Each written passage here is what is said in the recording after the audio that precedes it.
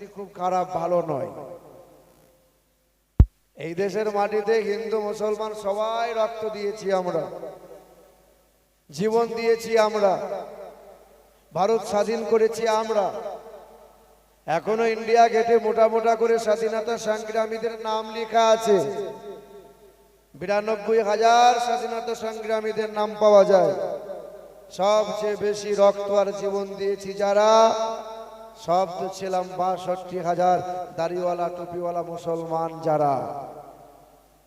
অথচ প্রশাসন ওদের হাতে, এখন ক্ষমতা ওদের হাতে, অস্ত্র ওদের হাতে, রাজা ওদের, ওরা যা চাইবে এখন তাই করবে।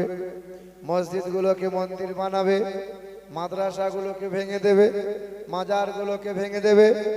শুনে রেখে দেন, 2024-এ আজ তো আপনার 14 তারিখ গিয়ে 15 তারিখে পা রাখলো। এই মাত্র 1.5 মাসের ভিতরে উত্তরপ্রদেশ থেকে বিভিন্ন জায়গায় মোটামুটি 6 থেকে 7টা মসজিদ ওরা ভেঙেছে, 3টে মাদ্রাসা ওরা ভেঙে দিয়েছে অলরেডি।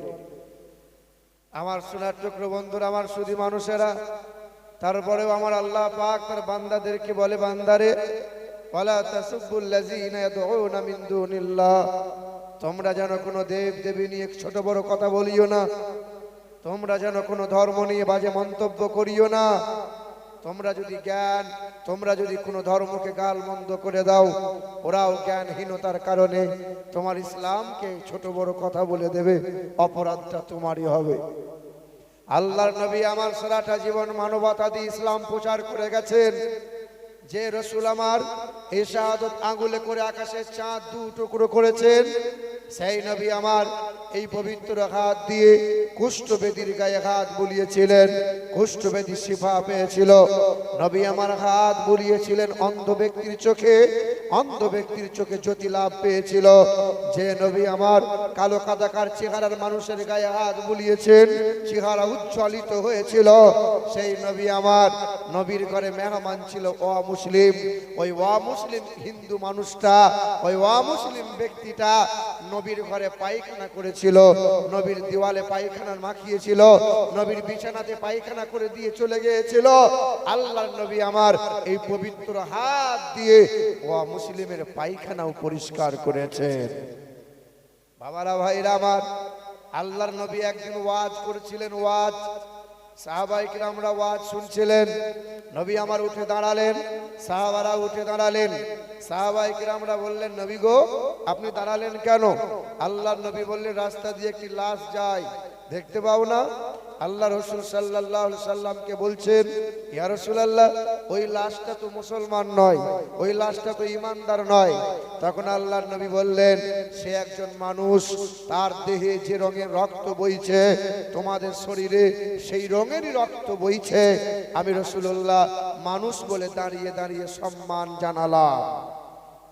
হ্যাঁ, এইভাবে ইসলাম প্রচার হয়েছে ভারতের জমিনে।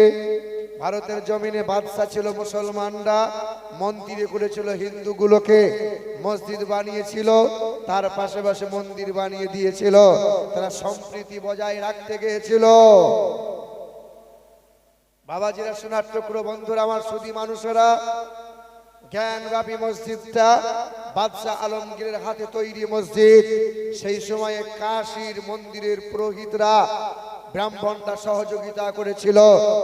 বাদশাহ আলমগীর যুদ্ধে যাওয়ার পথে জ্ঞানব্যাপী মসজিদ দাঁড় করিয়েছিল।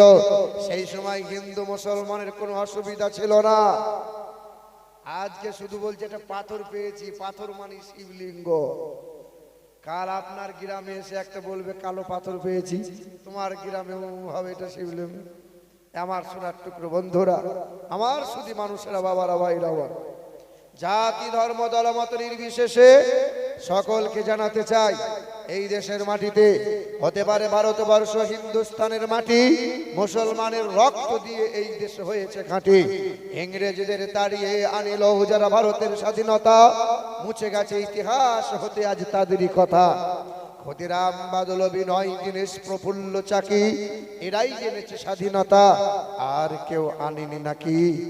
চারিদিকে দুশ্মন, ভেঙো না মন, সাহস জমিয়ে রাখো বুকে, ঈমান জিন্দা করে জিহাদের হুঙ্কারে পরাজিত করো আজ শত্রুকে।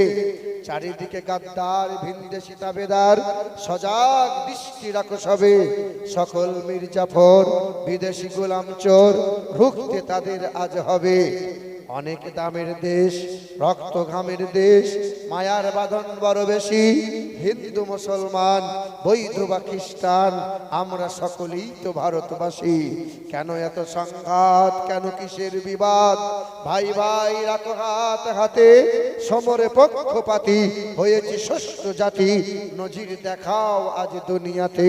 জোরে বলেন নারায়ে তাকবীর, নারায়ে তাকবীর, নারে রিসালাত।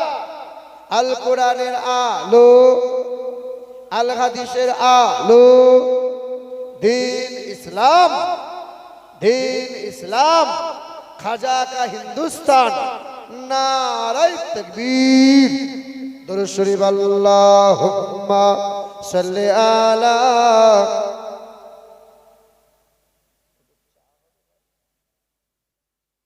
ওয়া আলা আলি সাইয়্যিদিনা।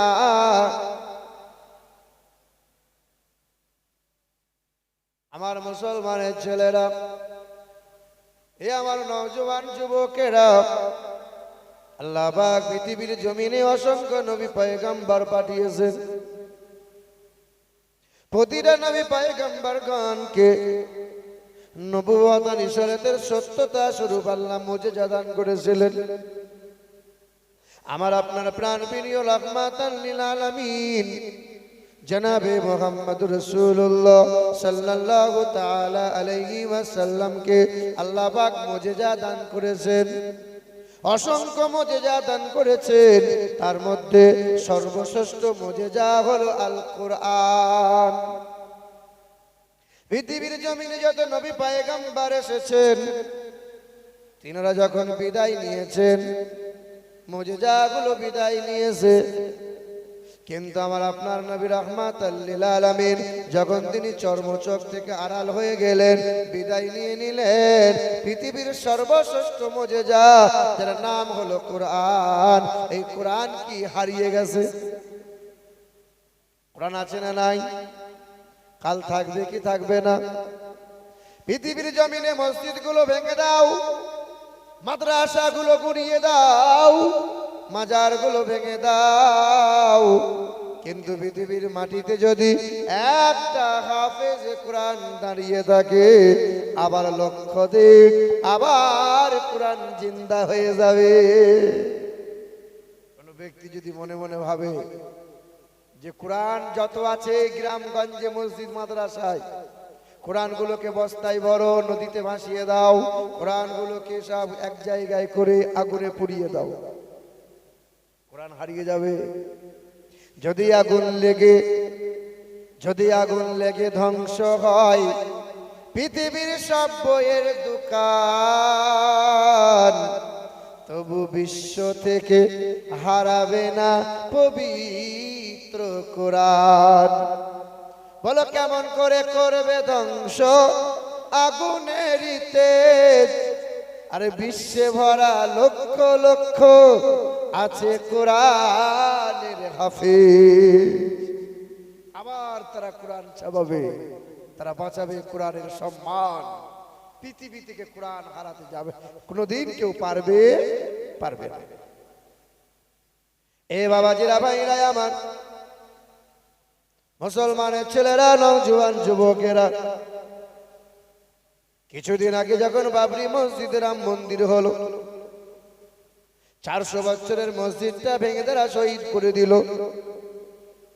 1992 এর ডিসেম্বরের 6 তারিখে শহীদ করে দেওয়া হলো।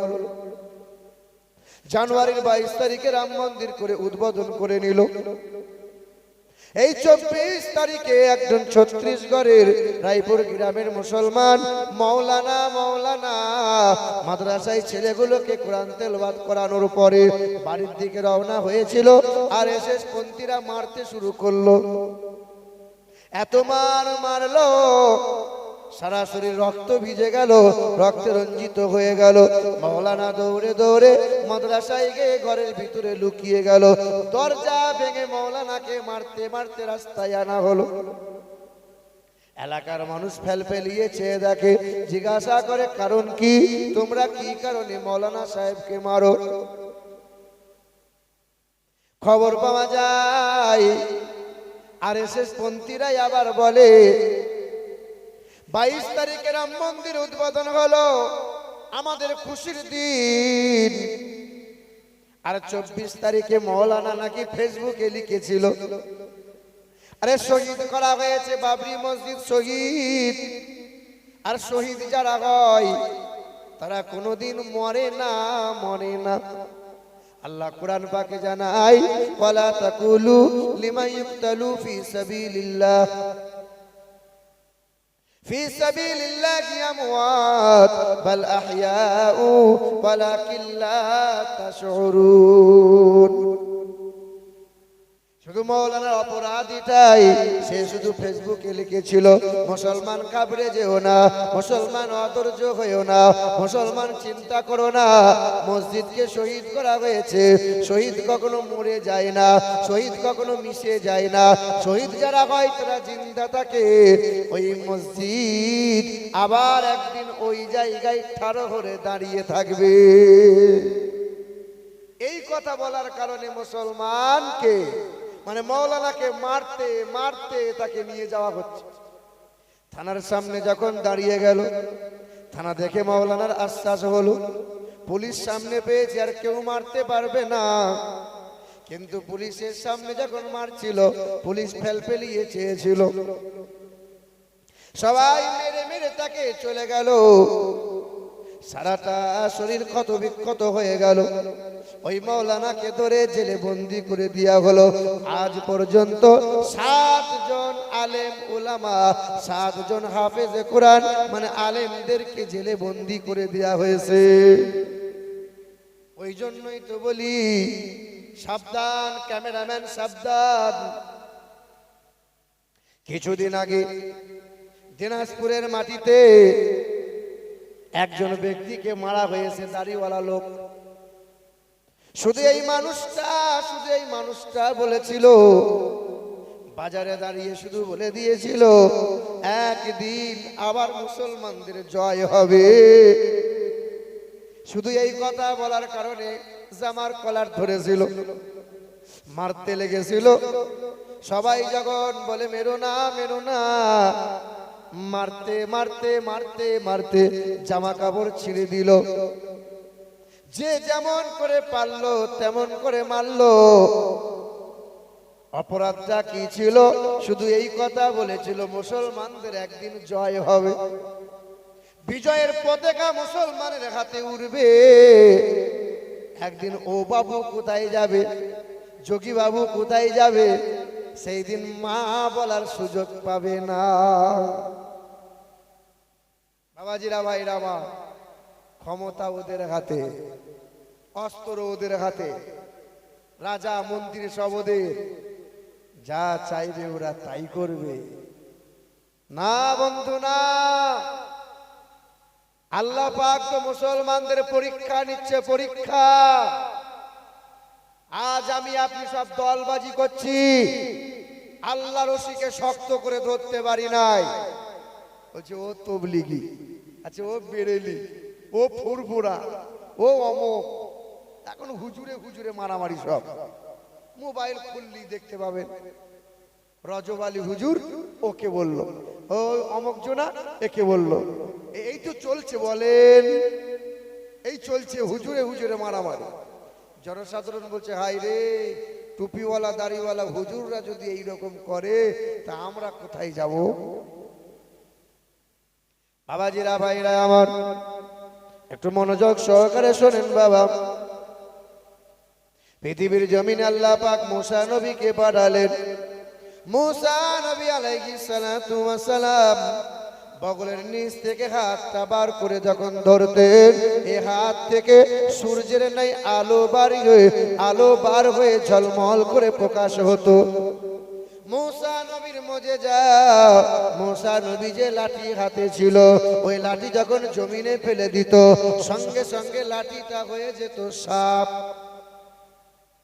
মুসা নবী নাই, পৃথিবীতে মুসা নবী বিদায় নিলেন। পৃথিবী থেকে মুসা নবী আলাইহিস সালাতু ওয়াস সালাম বিদায় নিলেন, সঙ্গে সঙ্গে মুজিজাগুলো বিদায় নিল। আজও লাঠি আছে, পৃথিবীর কোনো পালোয়ান যদি ওই লাঠি ছেড়ে দেয় আর কি সাপ হবে? বাবারা ভাইরা আমার, দাউদ নবী আলাইহিস সালাতু ওয়াস সালামকে আল্লাহ পাক মুজিজা দিয়েছিলেন।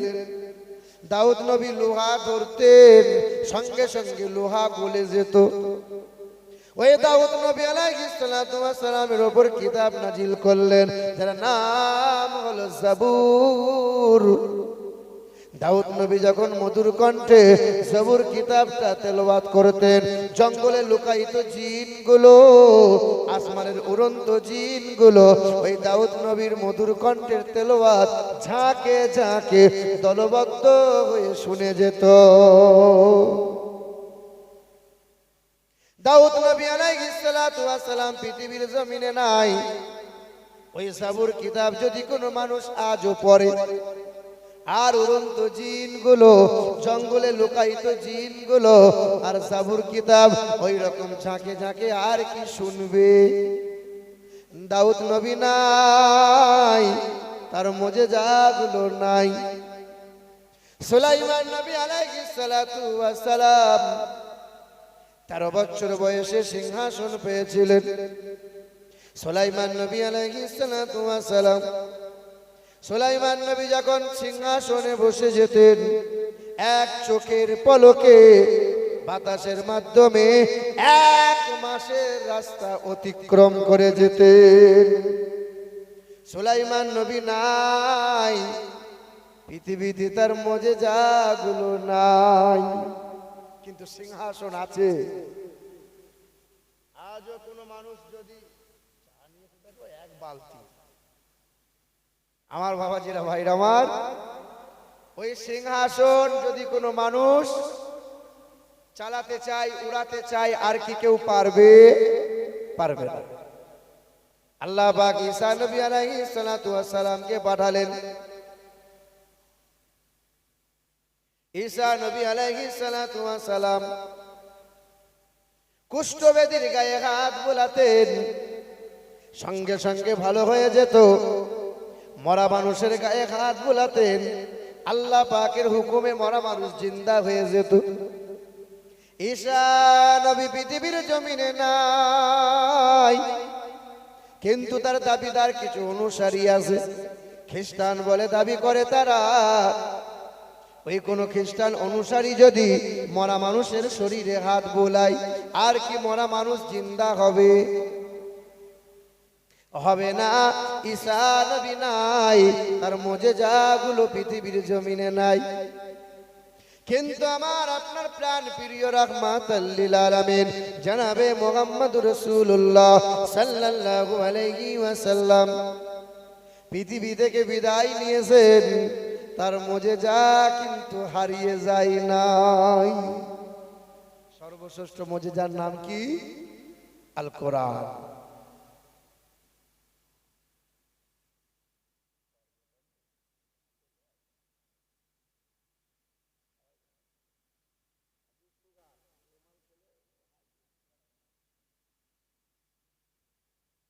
বাবাজিরা ভাইরা আমার, এই দেখেন, এই যে কোরআন হলো সর্বশ্রেষ্ঠ মুজিজা। কোরআনের ছোঁয়া পেয়েছে যারা, দামি হয়েছে না হয় নাই? রেহেল রেহেল, কাঠের রেহেল, কাঠের সরঞ্জাম, চেয়ার টেবিল আছে, পা লাগলে কেউ দুঃখ করে না। কিন্তু রেহেলে পা লাগলে মানুষ দুঃখ করে কি করে না? কেন করে? কারণ কোরআনের ছোঁয়া পেয়েছে বলে ওই রেহেলের সম্মান বাড়িয়েছেন কে? আল্লাহ। এই দেখেন, কোরআনকে জড়িয়ে রাখা হয়, যাকে জুজদান বলা হয়। জুজদান, কাপড়, জামা কাপড় আলমারিতে বাড়িতে অনেক আছে, পা লাগলে কেউ দুঃখ করে না। কিন্তু কোরআনকে জড়িয়ে রাখা হয় এই সামান্য কাপড়ের টুকরা, জুজদান পা লাগলে মুসলমানদের কষ্ট হয় কি হয় না? জুজদানকে সম্মান বাড়ালো কে? আল্লাহ। কেন? কোরআনের ছোঁয়া পেয়েছে বলে। কোরআন কাদের জন্য বাবা? কোরআন কাদের জন্য? কোরআন তো আমাদের জন্য। রেহেল যদি দামি হয়, জুজদান যদি সম্মান পেয়ে যায়, যাদের জন্য কালাম, আল্লাহ পাক এই বান্দা বান্দীদের দাম বাড়াবেন কি বাড়াবেন না? এখানে অনেক মানুষ আছে কোরআন পড়তে জানে না।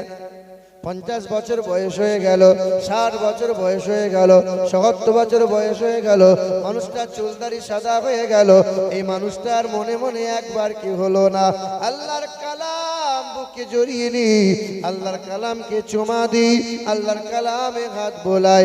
আল্লাহর কোনো বান্দা বান্দি কোরআন পড়া জানে না, এই আল্লাহর কোনো বান্দা বান্দিটা যদি কোরআনকে চুমা দেয়, কোরআনে বুকে নেয়, কোরআনে হাত বোলায়, আল্লাহ পাকের দরবারে চোখের পানি ফেলে বলে, ও দয়ার মালিক আল্লাহ, তোমার এই কালামকে পড়ে দেখার সুযোগ হলো না, ছেলে মেয়ের মায়ায় পড়ে তোমার কালামকে একবার খুলে দেখতে পেলাম না। আল্লাহ পাকের বান্দা যখন কোরআনে চুমা দেয়, কোরআনে হাত বোলায়, কোরআনটাকে বুকে নেয়, আল্লাহ পাক ওই বান্দা, ছোট বান্দা, নাদান বান্দা, নাচিজ বান্দা, আমার আল্লাহ পাক ওই মানুষটাকে তার প্রিয় বান্দা বানিয়ে নেয়। শুধু আমার আল্লাহ পাক জানান যে বান্দা কোরআনের পরশে থাকো, কোরআনকে বুকে নাও। বাবাজিরা ভাইরা আমার, আল্লাহ পাক রব্বুল আলামিন কোরআন পাকে জানিয়ে দেন, ইন্না আরাদনাল আমানাতা আলাস সামাওয়াতি ওয়াল আরদ ওয়াল জিবাল ফাআবাইনা আন ইয়াহমিলনাহা ওয়া আশফাকনা মিনহা ওয়া হামালাহাল ইনসান। কোরআন শরীফের পারা নম্বর 22, পৃষ্ঠা নম্বর 6, আয়াত নম্বর 72, লাইন নম্বর 12। আমার আল্লাহ পাক জগতের মানুষকে জানিয়ে দিল, নিশ্চয়ই আমি আল্লাহ পাকের আমানতটা আসমানকে চেয়েছিলাম, পাহাড় পর্বতকে দিতে চেয়েছিলাম, জমিনকে বলেছিলাম, সবাই বলেছিল না না, তোমার এই কালামের ওজন সহ্য করতে পারবো না, এই কালামের ভারসাম্য রাখতে পারবো না, ভারসাম্য হারিয়ে ফেলবো। কিন্তু একজনা আল্লাহর বান্দা, একজন আল্লাহ পাকের বান্দা বলেছিল, আল্লাহ তোমার আমানতটা যদি আমাকে দাও, আমি কোনোদিন ফেলবো না। আল্লাহ পাক রব্বুল আলামিন জানিয়ে দেন, ওয়াল্লাযীনা আমানু ওয়া আমিলুস সলিহাত ওয়া আমানু বিমা নুজিলা আলা মুহাম্মদ। আল্লাহ পাক রব্বুল আলামিন তার প্রিয়তম হাবিব, হাবিবে কিবরিয়া জনাবে মুহাম্মদুর রাসূলুল্লাহ সাল্লাল্লাহু আলাইহি ওয়াসাল্লামের উপর এই কিতাব নাজিল করে দিলেন। তার শুরুতেই আমার আল্লাহ পাক জানিয়ে দিলেন, জালিকাল কিতাব লা রাইবা ফীহ, এই কিতাবের মধ্যে কোনো ত্রুটি নাই, এই কিতাবের মধ্যে কোনো ভুল নাই, কোনো দুর্বলতা আমি আল্লাহ রাখি নাই। কারণ এই কিতাবটা কোনো কবির কাব্য নয়, কোনো বৈজ্ঞানিকের বিজ্ঞান নয়, কোনো ঐতিহাসিকের ইতিহাস নয়, কোনো ভৌগোলিকের ভূগোল নয়, এটা হলো আমি আল্লাহর কালাম। ওয়া ইন্নাহু লাতানজিলু রাব্বুল আলামিন, এই কালাম হলো আমি আল্লাহর কালাম। হে মুসলমানের ছেলেরা, হে নওজোয়ান যুবকেরা, আমার বাবাজিরা ভাইরা আমার, বারবার কথা বলতে মনে হয়, আমরা কোরআন পড়ি না, আমরা কোরআনটা চোখে দেখলাম না, কোরআনে হাত বোলালাম না, কোরআনটা বুকে নিলাম না।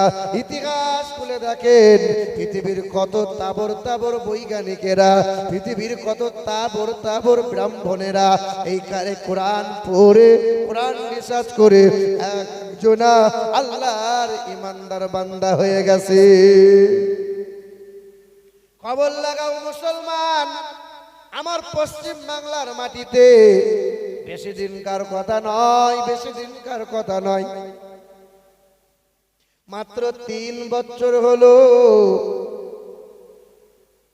এই পশ্চিম বাংলার মাটিতে আলিপুর দুয়ার বলে একটা জায়গা আছে, জলপাইগুড়ি, কোচবিহার, আলিপুর দুয়ার। এ মুসলমানের ছেলেরা, নওজোয়ান যুবকেরা, 3 বছর আগেকার কথা, বামুন ঘরের একটা ছেলে কোরআনকে অসম্মান করতে চেয়েছিল, কোরআনকে অপদস্থ করতে চেয়েছিল। দিন রাত শুধু মুসলমানদের নামে বাজে কমেন্ট করত, মুসলমানদেরকে বাজে বাজে পোস্ট করত। আহারে এ সোনার টুকরো বন্ধুরা, আমার সুধী মানুষেরা, ওই আলিপুর দুয়ারে জালসা করতে গিয়েছিলাম। আমাকে ওই ছেলেটাই প্রশ্ন করেছিল, একটা একটা করে প্রশ্ন করেছিল। আমাকে তাদের ধর্মগ্রন্থের বিষয়ে জানতে চেয়েছিল, মানে আমাকে প্রশ্ন করেছিল। আমি ওই ছেলেটার প্রশ্নের উত্তর দেওয়ার পরে আমি বললাম, বাবু তুমি আমার সঙ্গে একটু দেখা করিও। জালসা শেষ হয়ে গেল, গেরুয়া কালারের জামা পরে, প্যান্ট শার্ট পরে, গেরুয়া কালারের পোশাকটা পরে আমাকে দেখা করতে এসেছে। তার নাম নিলাম, তার নম্বর নিলাম, তার নাম, তার অ্যাকাউন্টটা চেক করে করে দেখলাম এই ছেলেটা শুধু মুসলিম বিরোধী কথা, ইসলাম বিরোধী পোস্ট, বাজে বাজে কমেন্ট করে, বাজে বাজে ইসলাম বিরোধী কথা বলে। কখনো কাবাকে বলে ওটা শিবের জায়গা, আমাদের কাবা ঘর, কখনো বলে কাবা হলো শিবের জায়গা। এ বাবাজিরা, ভাইরা আমার, এইভাবে বাজে বাজে বাজে বাজে কমেন্ট করে। ছেলেটাকে মাঝে মধ্যে আমি ফোন করি, ও কিন্তু ফোন করে না, ফোন আমি করি, কারণ আমার দরকার আছে এই ছেলেকে। এ বাবাজিরা, ভাইরা আমার, ছেলেটা শিক্ষিত ছেলে, চাকরি পায় নাই, করবে কি করবে কি, এইরকম ইসলাম বিরোধী বাজে পোস্ট করে করে ভাইরাল হবে, পরবর্তীতে নেতা হবে, নেতা। এখন দেখবেন ইসলাম বিরোধিতা বেশি যে করতে পারবে, ওই দলের সরকারের নেতা সে বড় নেতা হবে। কি বলছেন বলেন বাবাজিরা, ভাইরা আমার, হে সোনার টুকরো বন্ধুরা, আমার সুধী মানুষেরা, 2022 সালের মার্চ মাসের 6 তারিখে আবার গিয়েছিলাম সেই জায়গাতে। ওই ছেলেটাকে বললাম, আমি তোমার জন্য একটা কোরআনের অনুবাদ নিয়ে এসেছি বাবা, তোমাকে একটু বসে পড়া লাগবে, তোমাকে একটু রাতের বেলায় ঘরে বসে বসে পড়া লাগবে। ছেলেটা যে যে প্রশ্নগুলো করেছিল কোরআন থেকে আমি সব একটা একটা করে দেখিয়ে দেখিয়ে দিলাম। আর শোনো, তোমার মনের ভিতরে ইসলাম বিরোধী যত প্রশ্ন আছে তুমি এই কিতাবে পাবে। জীবনে কোরআন তুমি পড়ো নাই, কোরআন বিরোধী কত কথা লিখেছো, জীবনে আমার নবীকে দেখলে না, আমার নবীর চরিত্র কোনোদিন পড়লে না, কিন্তু নবীর বিরোধী তুমি কত কথা লিখেছো, মসজিদের বিরুদ্ধে লিখেছো, কাবা মক্কা মদিনার বিরুদ্ধে লিখেছো। খোকা যুবক, তোমাকে এই কোরআনটা পড়া লাগবে। বাবারা, ভাইরা আমার, এই ছেলেটাকে কোরআন দিলাম, বাংলায় অনুবাদ, কানজুল ইমান। তুমি তো আরবি পড়তে পারবে না, কোরআন বাংলাতে পড়ো, অনুবাদ গুলো পড়ো। এ মুসলমানের ছেলেরা, নওজোয়ান যুবকেরা, 1 মাস হয়ে গেল, 2 মাস হয়ে গেল, 7 মাস পরে ওই ছেলেটা, ওই যুবকটা, শুধু নামটা বলছি না আর গ্রামের নামটা আমি বলছি না, সে শুধু অনুরোধ করেছে, হুজুর আমার নাম আর গ্রামের নামটা যেন কাউকে বলিয়েন না। এ বাবাজিরা, ভাইরা আমার, শুধু এতটুকু আমাকে আপনাকে বুঝাতে চাইছি, আমরা মুসলমান হয়ে কোরআন কেন পড়তে পারবো না, মুসলমান হয়ে কোরআন কেন রিসার্চ করতে পারবো না, পৃথিবীর সব বিষয়ে হিসাব রাখতে পারি, কেন কোরআন নিয়ে হিসাব নিতে পারলাম না, কোরআন কেন পড়ে জীবন সুন্দর করতে পারবো না। ওই বামুন ঘরের ছেলেটা বিকম করেছে, ওই ছেলেটা ডিএড করেছে, চাকরি তালাশ করে করে বেড়াই, চাকরি যখন পাচ্ছে না, ছেলেটাকে বললাম তোমার হাতে সময় আছে, তুমি হাতে সময় পেয়েছো, সন্ধ্যা যখন হয়ে যাবে তখন তুমি এই কোরআনটা নিয়ে 1 পাতা 2 পাতা করে তুমি অনুবাদগুলো পড়িও। সব প্রশ্ন তোমার সব উত্তর পেয়ে যাবে, মনের কালিটা তোমার ধীরে ধীরে মুছে যাবে। মার্চ মাসের 6 তারিখে 22 সালে তার হাতে একটা কোরআন তুলে দিলাম। 2022 পার হয় নাই রে মুসলমান। 2022-এর নভেম্বরের 14 তারিখে কোচবিহারে মাহফিল করতে গিয়েছিলাম। ছেলেটা বলল, বাবা, ছেলেটা আমাকে বলছে, বাবা আপনার সাথে একটু দেখা করতে যাই। আমি করবে কি? বলে আমি আর নয়, আমি কোরআনকে বন্ধু বানিয়ে নিয়েছি। কোরআনের ওপর অবিচল আমি সারা জীবনটা থাকতে চাই। আমি কোরআনকে মোহাব্বত করে নিয়েছি। আমি কালেমা পড়ে আপনার হাতে হাত রেখে ইমানদার হতে যাই। জোরে বলো সুবহানাল্লাহ। বাবাজিরা, ভাইরা আমার, নিউ কোচবিহার রেল স্টেশনে ছেলেটা আমার জন্য অপেক্ষা করে। 4 চাকা নিয়ে দাঁড়িয়ে আছে। আমি কোথায় যাব? বলে, বাবা আপনি যেখানে বলবেন সেখানে যাব। একটা হোটেলে উঠলাম, সেখানে গেলাম, কয়েকজন মুসলমানদেরকে ডাক দিলাম। আমি তোমরা সাক্ষীর প্রয়োজন আছে। বাবারা, ভাইরা আমার, সোনার টুকরো বন্ধুরা, নভেম্বরের 14 তারিখে 2022-এ ওই ছেলেটা কোরআনটা নিয়ে এসেছে। বুকে কোরআনটা নিয়ে পাক পবিত্র অবস্থায় গোসল করে চলে এসেছে।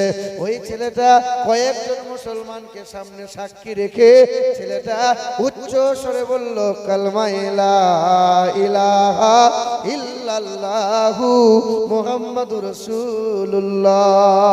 কালেমা পড়ে ইমানদার হয়ে গেল। ছেলেটা আমাকে বলল, হুজুর আমাকে একটা নাম দেন। আমি একটা নাম দিলাম, ওর নাম দিয়েছি আব্দুর রহমান। এখনো নামটা চেঞ্জ করতে পারে নাই, পারিবারিক কারণে আর কিছু সমস্যার কারণে। বলছি, হুজুর আপনি আমার নামটা যেন বলবেন না, আমার গ্রামের নামটা যেন এখন কাউকে বলিয়েন না। এ মুসলমান সোনার টুকরো বন্ধুরা, হ্যাঁ হ্যাঁ, দিনাজপুরের মাটিতে শুধু মুসলমানটা বলেছে, একদিন মুসলমানদের হাতে বিজয়ের পতাকা উড়বে। আমি আমিরুল ইসলাম বলে দিয়ে গেলাম, একদিন দেখে নিও। আজকে যারা ইসলাম বিরোধী কথা বলে, আজকে যারা মসজিদ ভাঙার জন্য দৌড়ে আসে, আজকে যারা কোরআনকে অপমান করে, একদিন দেখতে পাবে কাল তারা ইসলামকে বুকে জড়িয়ে নেবে। যারা ছুঁই ছুঁই করে, সরস্বতী পূজার জন্য আমার গাড়ি আটকেছে, গাড়ি আটকে আমার কাছে টাকা নেবে। তাই বললাম, হ্যাঁ রে, তোরা হিন্দু ঘরের ছেলে, আমরা মুসলমান, আমাদের এঁটো তোরা খাবি না। আমরা যদি হিন্দু পাড়ায় গিয়ে কলে মুখ লাগিয়ে জল পান করি তো 7 বার ধুবি। তোরা নাকি গঙ্গা জল দিয়ে শরীর ধৌত করো। পাকি হও মানে না পাক ছিল, অনেক পাপ করেছে, গঙ্গা জল দিয়ে গঙ্গা স্নান করলে পাপ মুক্ত হয়।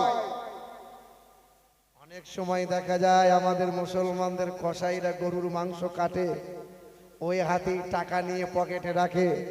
অনেক টাকাতে দেখবেন রক্তের ছাপ থাকে, থাকে কি থাকে না? বলো বন্ধু, এই টাকা আমার পকেটে, কাল এই টাকা তোমার পকেটে। এই টাকাই রক্তের লাল, গরুর রক্তের লাল দাগ থাকে, খাসির মাংসের রক্তের লাল। হ্যাঁ, এই যে রক্ত মাখা টাকাটা তোমার পকেটে থাকে। আবার মুসলমানদের টাকা নিয়ে তোমরা সরস্বতী পূজা করো। কোন গঙ্গা জল দিয়ে টাকাটা শুদ্ধ করবে বাবা বলো? না না, চায়ের দোকানে বসলে পরে হিন্দু মুসলমান, হিন্দু মুসলমান খুব কথা হয়। বলেন তো, আপনার গ্রামে গ্যাসের সিলিন্ডার আছে, ওই গ্যাসের সিলিন্ডারে হিন্দুরা রান্না করে, মুসলমানরাও রান্না করে। আমাদের মুসলমান ঘরের বৌমা খাসির মাংস, গো মাংস রান্না করে। গ্যাসের সিলিন্ডার যখন শেষ হয়ে যায়, কোম্পানির বাড়িতে ফিরে যায়। আচ্ছা, কোনোদিন ওই ইন্ডিয়ান গ্যাস বলো, ভারত গ্যাস বলো, গঙ্গা জল দিয়ে ধুয়ে দেয়? ধুয়ে দেবে? দেয় না। গ্যাস পরিপূর্ণ হয়ে গেল, গ্যাসের সিলিন্ডার ফিরে এলো। মুসলমান ঘরের বৌমা যে রান্না করেছিল ওই সিলিন্ডারে, ওই সিলিন্ডারটা কালকে দেখি বামুন পড়াই গেল। হিন্দু ঘরের বৌমা দেখি ওই সিলিন্ডারে রান্না করে, কিন্তু কোনোদিন ছুঁই ছুঁই লাগে না।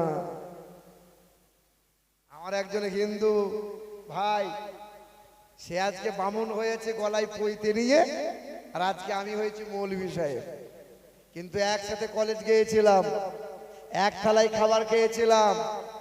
আজকেও আমার সাথে কথা বলতে ভয় লাগে, ভয় করে। তো অসুস্থতার কারণে হাসপাতালে ভর্তি হয়েছে। তো আমাকে ফোন করে বলছে, ভাইজান কোথায় আছেন? তখন কেন রে? বলছে, ভাই একটু এসে জল পড়া দিবে একটু। তা না, আমাদের জল পড়া নিবি? তা নে। দেখবেন হিন্দুরা বেশি মুসলমানদের জল পড়া নেয়, পানি পড়া নেয়, খুব বিশ্বাস করে ওরা। ওরা জানে যে মুসলমানদের কাজ আছে, মুসলমানদের কোরআনের কথা বলে। হ্যাঁ, তা আমি হাসপাতালে বর্ধমানে দেখা করতে গেলাম। বলে, কেমন আছিস রে? বলে, ভালো নেই, একটু জল পড়া দে। আমি জল পড়া দেওয়ার পরে বললাম, ডাক্তার কি বললো? কি যে ডাক্তার বলেছে 4 বোতল রক্ত লাগবে। হ্যাঁ রে, রক্ত তো হিন্দুরাও দেয়, রক্ত তো মুসলমানরাও দেয়, সবার রক্ত হাসপাতালে জড়ো হয়। আজকে রক্তটা হিন্দুর নিবি না মুসলমানের রক্ত নিবি? তখন আমাকে বলে, দেখ ভাই, তুই আর হিন্দু মুসলমান করে এসব পাক লাগাস না, যে কোনো একটা রক্ত দিয়ে আমাকে সুস্থ কর আগে, হিন্দু মুসলমান পরে হবে। কি বলছেন বলেন? বাবাজিরা, ভাইরাই আমার, ওরা তো জানে না, ওরা তো জানে না। দেখবেন যারা বেদ পড়ে, রামায়ণ পড়ে, পণ্ডিত মানুষ যারা, তারা হিন্দু মুসলমান কোনোদিন বিভেদ বিচ্ছেদ করে না। হিন্দু মুসলমান করে না। ওই চুনুপুটি গুলো জীবনে যারা ধর্মগ্রন্থ পড়ে না, ধর্মের ব্যাপারে জ্ঞান রাখে না, তাদের কাছে ধর্মে তাদের সম্মান পায় না। তারা দেখবেন হিন্দু মুসলমান বলে বেশি লাফালাফি করে, তারা খুব লাফালাফি করে। কিন্তু বেদ বলে দিয়েছে, শোনো, নিরপলিঙ্গ ছিদ দৃশ্য নাম ইথং কৌলগত প্রায় জনিষু পর ধর্মনি ধর্মত্তনৈ সাতেন ভগবান বতরিষ্যতি অথোত সংভবিষ্যতে মনংসে বেশদানি বৌ বাসুদেবঙ্গরঙ্গীতি পণ্যকান্দানি স্পর্শম। বেদ বলে দিয়েছে, সেই মহান প্রতিপালকের দরবার থেকে আসবেন একজন গুরু। তিনি একটা ধর্মের গুরু হবেন না, তিনি হবেন জগৎ গুরু। তিনি যখন পৃথিবীর জমিনে ভূমিষ্ঠ হবেন, নারী কাটা অবস্থায় ভূমিষ্ঠ হবেন। মুসলমানের ছেলেরা, আমার আপনার দয়ার নবী, মায়ার নবী যখন ভূমিষ্ঠ হয়েছিলেন, আমার নবীর কি নারী কাটতে হয়েছিল? না না, মেয়েদের যখন মেন্স বন্ধ হয়ে যায়, জানতে হবে ওই মহিলার পেটে বাচ্চা জন্ম নিয়েছে, বাচ্চা ভূমিষ্ঠ হবে, বাচ্চা ভূমিষ্ঠ হবে, ওই নারী কাটতে হয়। কারণ নারীর সাথে মায়ের নারীর যুক্ত হয়ে যায়, না পাকি রক্তটা বাচ্চার শরীরে যায়, বাচ্চা হুষ্টপুষ্ট হয়। আমার আল্লাহ যেন বলতেছিল, আমি না, আমার হাবিবের জন্য না পাক রক্ত খাওয়াবো না।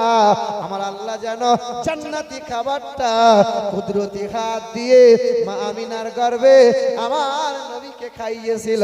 তাই তো নবী যখন ভূমিষ্ঠ হয়েছিল, নারী কাটা লাগে নাই, মানে মায়ের নারীর সাথে কোনো যুক্ত ছিল।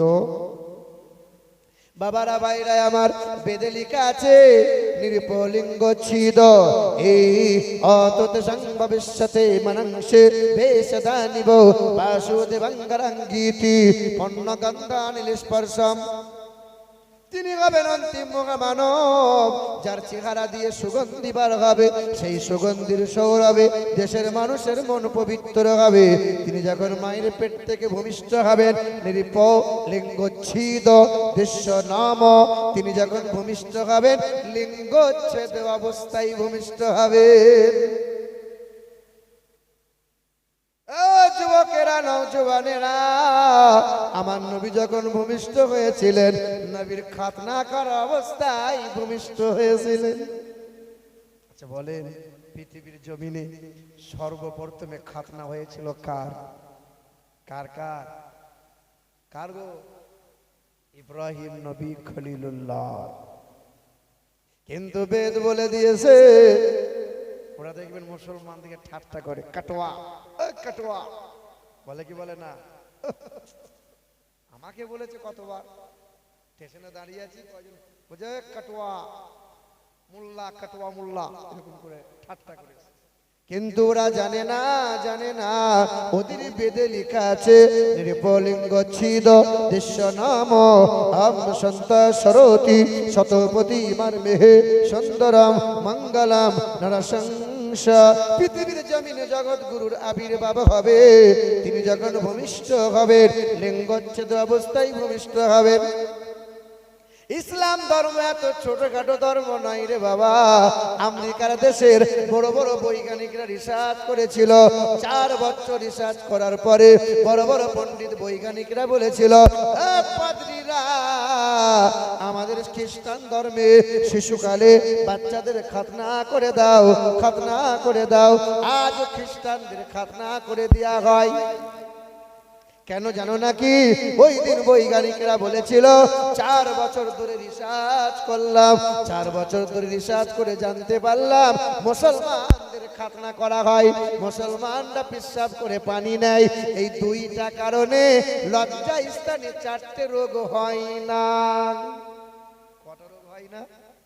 1 নম্বর, যারা পেশাব করে নিয়মিত পানি নেয়। আচ্ছা বলুন, 100-র মধ্যে 100টা পুরুষ পেশাব করে পানি নেয়? নেই না। ও গরু ছাগলের মতো পেশাব করে লজ্জা শরম করে না। পেশাব করে তো অর্ধেক পেশাব লুঙ্গিতে মুছে নেয়, আবার বলে আমি মুসলমানের ছানা।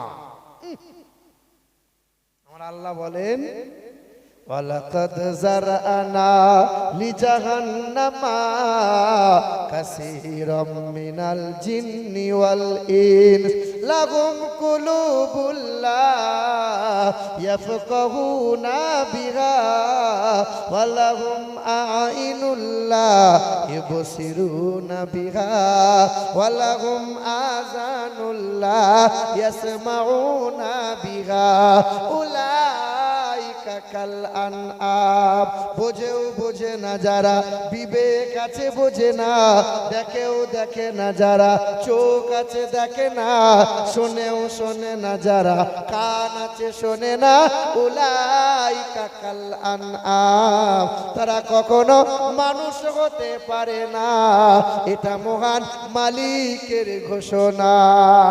কোরআনেতে পারা নম্বর 9 পৃষ্ঠা নম্বর 13 লাইন নম্বর 1। সন্দেহ হলে কোরআন খুলে দেখ, আমার আল্লাহ পাক রব্বুল আলামিন জানিয়ে দেয়। গরু ছাগল লজ্জা শরম করে না, যেখানে চাই পেশাব করে, পেশাব করে গরু ছাগল পানি নিতে হয়। আর যারা পেশাব করে মুসলমান পানি নেয় না, সমাজ যারা মানে না, জানতে হবে গরু ছাগলের চাইতে খারাপ, তারা মানুষ না। গরু ছাগলকে ঘোলা পানি দাও, গরু ছাগলকে টাটকা পানি, ফিল্টার পানি, নদীর পানি দাও। পিয়াস লেগেছে গরু ছাগল পান করে নেয়। আর মুসলমানের ছেলে যদি ঘোলা পানি, হালাল পানি, হারাম পানি এটা যদি বুঝতে না পারে, এখন তো মুসলমানরাও পান করছে, করছে কি করছে না? আপনাদের এলাকার ছেলেরা তো খায় না, খায় যে মদ পান করে তাকে কুকুর বিড়ালে ঘৃণা করে, যে শরাব পান করে সমাজের মানুষ তাকে ঘৃণা করে, যে শরাব পান করে তার ছেলে মেয়ে মাথা উঁচু করে দাঁড়াতে পারে না, যে শরাব পান করে সমাজের মানুষ তাকে দুনয়নে দেখতে পারে না। মাতাল মদ খেয়ে উপুর হয়ে শুয়ে আছে ন্যাংটো হয়ে, দেখেননি যে মাতাল যে মদ পান করে? হিন্দুদের ধর্মগ্রন্থে লেখা আছে, কোরআনে তো 4 জায়গায় বলা আছে তোমরা শরাব পান করিও না, বারবার বলা আছে। শরাব পান করলে পরে জান্নাতের সুগন্ধি কোনোদিন পাবে না। হিন্দুদের বেদে লেখা আছে তোমরা নেশাগ্রস্ত অবস্থায় কোনোদিন মন্দিরে পা রাখবে না। আবার দেখবেন দুর্গা পুজো, কালী পুজো হয়, এত পরিমাণে মদ পান করে ন্যাংটো হয়ে, কখনো আবার বউকে মাও বলে ফেলে।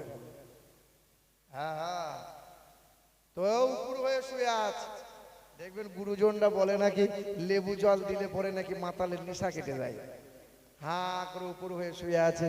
একটা নেড়ি কুত্তা বলছে, ঠিক আছে তুমি লেবু জলের শরবত আমি দেবো, তুই থাম। হ্যাঁ, ট্যাং তুলে দিয়েছে বুঝলেন। এ তখন জিভ নেড়ে বলছে, সাংঘাতিক শরবত রে, এই জাপানি শরবত দিল কে? কুকুর বলছে, আমি ছেড়ে আবার কে? বুঝতে পারছেন না? মুসলমান যদি হারাম হালাল বুঝতে না পারে, কোনটা হারাম পানি কোনটা গোলা পানি আমার আল্লাহ পাক জানিয়ে দেয়। জেনে রাখতে হবে, মানুষের বাচ্চা নয়। উলাইকা কাল আনআম বাল হুম আযাল উলাইকা হুমুল গাফিলুন। তারা চার পায়ে গরু ছাগল কুকুর বিড়ালের চাইতে খারাপ।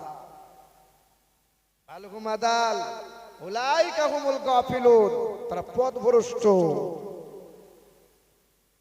আচ্ছা, আপনার বাড়িতে গরু আছে না নাই? আচ্ছা, এই যে গলার দড়ি যদি গোয়াল থেকে খুলে যায়, আপনার গ্রামের সামনে জমিটায় সরিষা বুনেছেন আপনি, সরিষা, আপনার গরুটা ছুটে এসে জমির সামনে দাঁড়িয়ে দাঁড়িয়ে চিন্তা করছে, এটা তোমার মালিকের জমি, না এটা আমি খাবো না, পরের জমি খাবো আমি। আচ্ছা, গরু এটা ভাববে না সামনে যেটাই পাবে সেটাই চালাবে? হ্যাঁ, এই দেখো তোমার ছেলে দিন গেলে পরে 14টা করে বিমল আর তেরঙ্গম, গরু 14টা করে বিমল চিবোচ্ছে। অল্প দিনে যৌবন হারাবে খোকা, অল্প দিনে বউ পালাবে ঘর ছেড়ে, হারবাল কোম্পানি ধনী হবে। বিমল কম খা একটু। হ্যাঁ বাবাজিরা, আমার সুরার টুকরো বন্ধুরা, আমার শুধু মানুষেরা, গরু ছাগল গোয়ালে থাকে, গরুর বাছুর লাফালাফি করতে গিয়ে আগুনে পা পড়ে গেছে, আর পাটা পুড়ে গেছে। আচ্ছা, গাই গরু এ বসে বসে কাঁদবে, বসে বসে বাছুরের জন্য কাঁদবে, না নিজের খাবার ঠিক নিজে চালাবে? ও অবলা প্রাণী, কিন্তু আমরা তো মানুষ, আমাদের তো বুদ্ধি আছে। হ্যাঁ, একটা মুসলমান কষ্ট পাচ্ছে আর এ বলছে সুবহানাল্লাহ সুবহানাল্লাহ, ও যা যা করছে করুক, ও যে মানা যে মরছে মরুক, যে খেতে পেলো না পেলো ও সব দেখা, আমি তো ঠিক আছি, সুবহানাল্লাহ সুবহানাল্লাহ। হ্যাঁ, কি হবে নামাজ রোজা ইমানদারের বড়াই করে, কি হবে নামাজ রোজা ইমানদারের বড়াই করে, যদি ওই খোদার কোরআন পড়ে থাকে নর্দমাতে। মসজিদের কোণে বসে জিকির করো যতই কষে, মসজিদের কোণে বসে জিকির করো যতই কষে, এইভাবে যাই না পাওয়া আল্লাহকে। কি হবে বেঁচে থেকে অযথা বিদ্যা শিখে, যদি না করতে পারো শোষণবিহীন সমাজটাকে।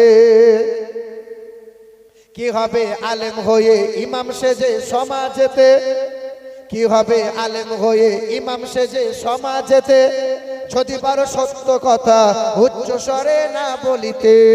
চাকরির ভয় করো যদি ছেড়ে দাও ইমামতি, চাকরির ভয় করো যদি ছেড়ে দাও ইমামতি। কি হবে ধোঁকা দিয়ে আল্লাহকে, কি হবে বেঁচে থেকে অযথা বিদ্যা শিখে, যদি না করতে পারো শোষণবিহীন সমাজটাকে।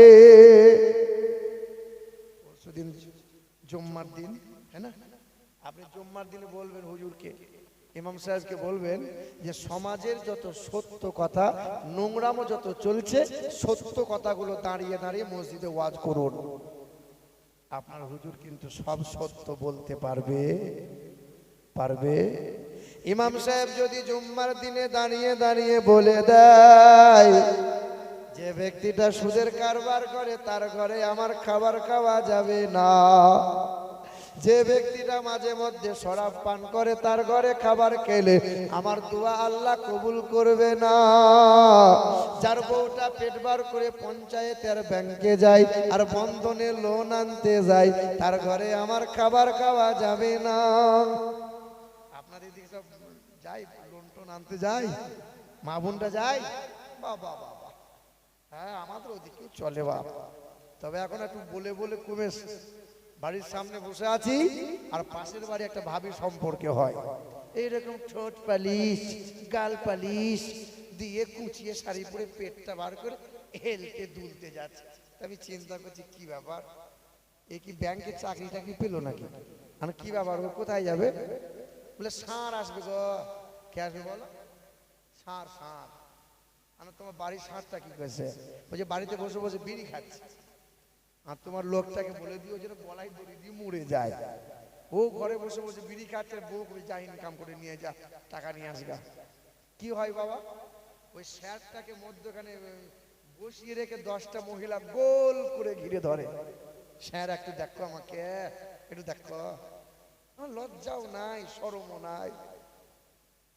আপনার গ্রামের ইমাম সাহেব যদি দাঁড়িয়ে দাঁড়িয়ে ওয়াজ করে দেয়, যার বউটা পেট বার করে পঞ্চায়েতে যায়, ব্যাংকে যায়, বাজারে যায়, আর বন্ধনে লোন আনতে যায়, তার ঘরে আমার খাবার খাওয়া যাবে না। যে ব্যক্তিটা ভাইয়ের হক মেরে মেরে খায়, ওর ঘরে আমার খাবার খাওয়া যাবে না। যে বিয়েতে, ছেলের বিয়েতে মোটা টাকা বাপ গুনে গুনে পণ নেয়, ওর বাড়িতে ওর ভোজ খাওয়া আমার যাবে না। এই বাড়ির খাবার খেলে আমার দোয়া কবুল হবে না। জেনে রেখে দেবেন ইমাম সাহেব সত্য কথাগুলো। কাল যদি জুম্মার দিনে দাঁড়িয়ে বলে দেয় পরশু দিন কি চাকরি রইবে? কথা বলেন না কেন? চাকরি কিন্তু আর রইবে না। এখন তো মসজিদে ইমাম মানে ইমামতি করা এত কঠিন, বুঝলেন? গ্রামের মুসলিম সব মুফতি হয়ে গেছে গো। একজন গরিব মানুষ মৌলবি হয়েছে, দিয়ে যে মসজিদে থাকবো, তা কোথায় থাকবে? যাই তো গরিব মানুষ গোটা 20-25 টাকা পকেটে নিয়ে বেরিয়েছে, জুম্মা নামাজ পড়তে গেছে। তা কমিটির লোক বলছে হুজুর বায়ান করুন একটু, শুনি কেমন বায়ান আপনি করেন। তো বায়ান করে সুদের ব্যাপারে একদম খেসে দিয়েছে। সুদ, সুদ খাওয়া হারাম। যে ব্যক্তি সুদ খায় তার ঘরে খাবার খাওয়া যাবে না। যে ব্যক্তি সুদের কারবার করে তাকে মসজিদের সেক্রেটারি ক্যাশিয়ার থাকা যাবে না। খুব বলেছে। জুম্মা নামাজ বাদ সেক্রেটারি বলছে চাকরি কিন্তু আমরা হতো, এই ওয়াজটা যদি আপনি না করতেন চাকরি ফাইনাল হয়ে যেত। আমি মাঝে মধ্যে একটু অল্প স্বল্প সুদ খাই, আপনি বাড়ি চলে যান, পরে দেখা যাবে। চাকরি হলো না। দ্বিতীয় আর একটা মসজিদে গেছে, আবার ওয়াজ করেছে। ওয়াজ করেছে মহিলাদের পর্দার ব্যাপারে। যার বউ পেট বার করে এখান ওখান করে সেজন্য মসজিদে কেসে আর না থাকে। তা জুম্মা নামাজ পড়ে বলছে হুজুর আপনি বাড়ি যান, ফোনে জানাবো আপনাকে। যে কেন, কি ব্যাপার? চাকরি আপনার হতো, আমি মতোয়াল্লি লোক, আমার বউটা একটু মাঝে মধ্যে পঞ্চায়েত যায়, আর আপনি যে ওয়াজ করেছেন চাকরি কিন্তু ওটা হবে না। তা মৌলভী সাহেব বাড়ি গেছে। তা মৌলভী সাহেবের বউ বলছে তুমি ওয়াজ করছো কেন মসজিদে গিয়ে? তুমি বায়ান করো না, ডাইরেক্ট গিয়ে নামাজ পড়াবে, তুমি পাকামো করে আবার ওয়াজ করছো কেন? ঠিক বলেছে, আর ওয়াজ করবো না। ওয়াজ করছি চাকরি হচ্ছে না, ওয়াজ কিন্তু আর করবো না। তৃতীয় জুম্মাতে একটা মসজিদে গিয়েছে, সোজা কিন্তু ডাইরেক্ট জুম্মার নামাজ পড়াবে, দিয়ে নিয়ত করেছে আলহামদুলিল্লাহি রাব্বিল আলামিন। সূরা ফাতিহাটা পড়ার পর লম্বা সূরা ধরেছে, ইয়াসিন ওয়াল কুরআনিল হাকীম ইন্নাকা লামিনাল মুরসালিন। এরকম করে জুম্মার নামাজটা পড়ার পরে মসজিদের যে সভাপতি ছিল বলেন, সে কেউটো সাপের মতো ফুলছে শুধু। তা বলছে কি হলো কি তোমার? বলছে মৌলভীকে ডাক। কেশিয়ারের নাম ইয়াসিন, তার বাপের নাম হলো হাকিম। ইয়াসিনের নাম হবে নামাজে, হাকিমের নাম হবে আমার নাম কই? তা বলছে মৌলভী বলছে আমি আর ইমামতি করবো না, আমি আর ইমামতি করবো না, তোরা ইমামতি করে চালা। কথা বুঝতে পারছেন? ইমামতি করা বা খুব জ্বালা। কিছু মানুষ দেখবেন শুধু মৌলভীদের খোঁচা মারে, এদিকে লোক নাই, আমাদের ওদিকে আছে। কিছু কিছু লোক থাকে সমাজে খোঁচা মারার লোক, থাকে কি থাকে না বলেন? এ বাবা, ইমাম সাহেব বসে ছেলেগুলোকে কোরআন পড়াচ্ছে। একটা মুরব্বী লোক চাকরি থেকে রিটায়ার হয়েছে, বউয়ের কাছে সুখ সম্মান পায় না, তা মৌলভীকে খোঁচা মারবে, মানে এমন এমন প্রশ্ন করবে মৌলভী যেন উত্তর দিতে না পারে। এসছে, আসসালামু আলাইকুম। ইমাম সাহেব বলছে এত সুর করে সালাম দেয় কে? ছেলেগুলো বলছে হুজুর ও সাংঘাতিক বিছুটি মাল, একটু সাবধানে।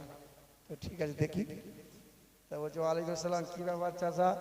বলছে বাপ আপনার কাছে এলাম গো।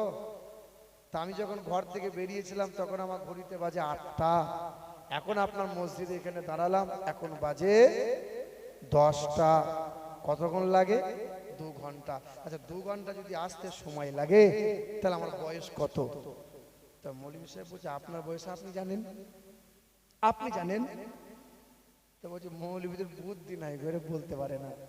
যারা বাংলা লেখাপড়া করে তারা জানে একটা অঙ্ক আছে, পুত্রের বয়স যদি এত হয় তো পিতার বয়স কত আছে, এরকম একটা অঙ্ক। এ কিন্তু ওই হিসেব ধরে প্রশ্ন করেছে, 2 ঘন্টা আসতে যদি সময় লাগে বয়স আমার কত? তা 10 বছরের তালবিলিমটা মৌলভী সাহেবের কাছে পড়ছে আর বলছে হুজুর উত্তরটা আমি দেবো। তা দেখবেন যারা মাদ্রাসায় যারা পড়ে তালবিলিম যারা হয় তারা কিন্তু সাংঘাতিক জিনিস। কি বলছেন বলেন? হ্যাঁ খুব। তো 10 বছরের ছেলে তখন বলছে চাচা আপনার বয়স এখন 60 বছর। মুরব্বী ভাবছে যে বাচ্চা ছেলেটা তো বললো, ঠিকই তো বললো আমার বয়স 60, কিন্তু বাচ্চা ছেলে জানলো কি করে? বাবা তুই কি করে জানলি আমার বয়স 60 বছর? না চাচা আপনাকে শুনতে হবে না। না বাবা বল, বাবা কি করে জানলি? বলে চাচা রাগ করবে না। না বল বল। বলে আমার বাড়িতে আমার একটা বড় ভাই আছে, আমার বড় ভাইটার বয়স এখন 30 বছর। কত কত বলো? কিন্তু আধ পাগলা। এই দেখো ক পাগলা?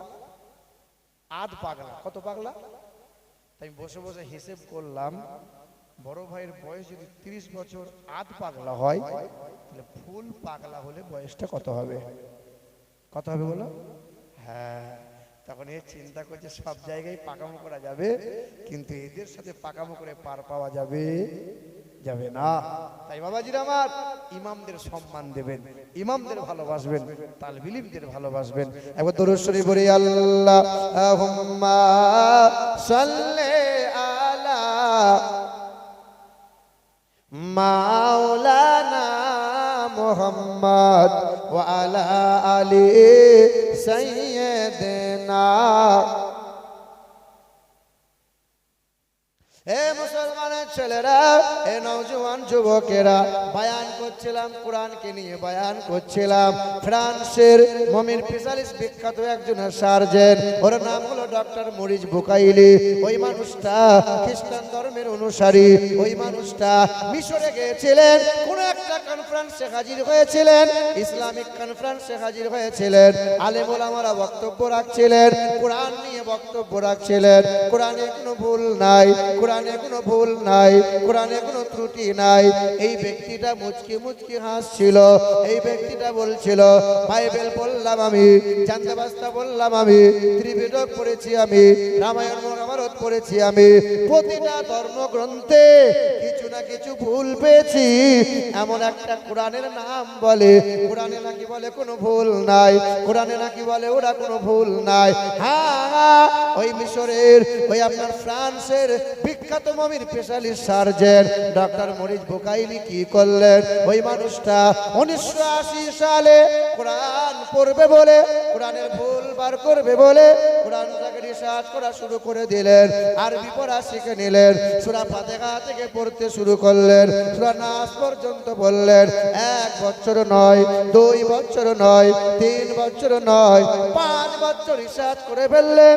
5 বছর রিসার্চ করে নেওয়ার পরে ক্যামেরার সামনে দাঁড়িয়ে বলেছিলেন, হে সাংবাদিকরা, দেশ বিদেশে প্রচার করে দাও, দেশ বিদেশে প্রচার করে দাও।